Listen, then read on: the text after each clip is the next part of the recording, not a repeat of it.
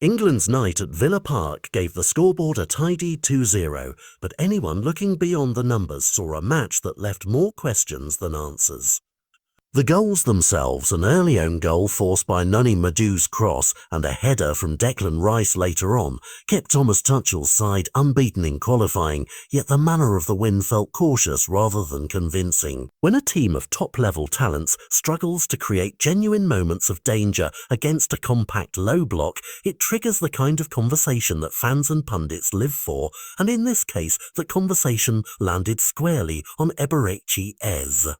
Eze started with trust placed upon him to add spark and invention, but in patches he looked crowded, hesitant with possession and unable to carve the decisive half chance that turns good nights into great ones. That is why Roy Keane's blunt assessment, "that okay will not be enough at this level," echoed so loudly. Keane's view is less about personal criticism and more a barometer. International football demands consistency and a readiness to influence matches when they are tight and stubborn. Ian Wright, by contrast, could point to encouraging signs elsewhere in the side and highlighted the positive work of a few individuals, but the split reaction among respected voices only underlines the stakes. When pundits disagree strongly, it tends to mean the issue is real and worth watching. The match itself was a lesson in pragmatic football. Andorra sat narrow and compact, inviting England to probe and test. When the usual glittering combinations through the middle weren't there,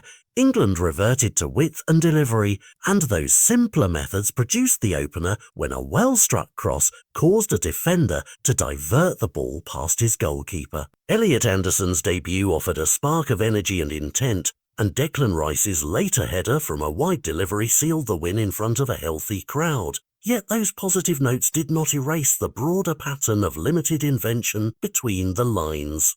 For Tuchel, the post-match message was direct: higher standards, more urgency, and an expectation that players who light up club nights must find a way to reproduce that impact in the white shirt. That demand is sensible because qualification is a marathon, not a sprint, and while 3 points against a low-ranked side keeps the campaign on track, the calendar moves quickly and the next trips will be tougher.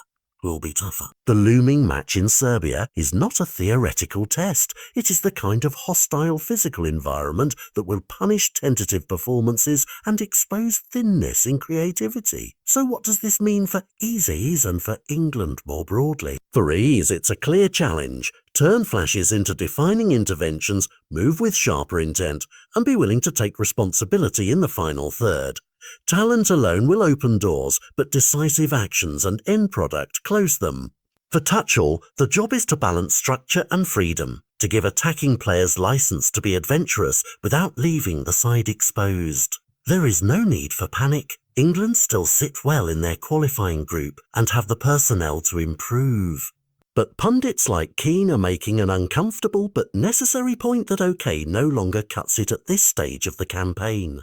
If Ez answers the call and the team find a bit more guile between the lines, Villa Park will be remembered as a bump on the road rather than a warning. If they don't, the trip to Serbia and the tougher fixtures that follow will illuminate problems a 2-0 scoreline temporarily obscured. The clock is ticking, expectations are rising, and the coming weeks will tell whether this version of England can turn potential into performance.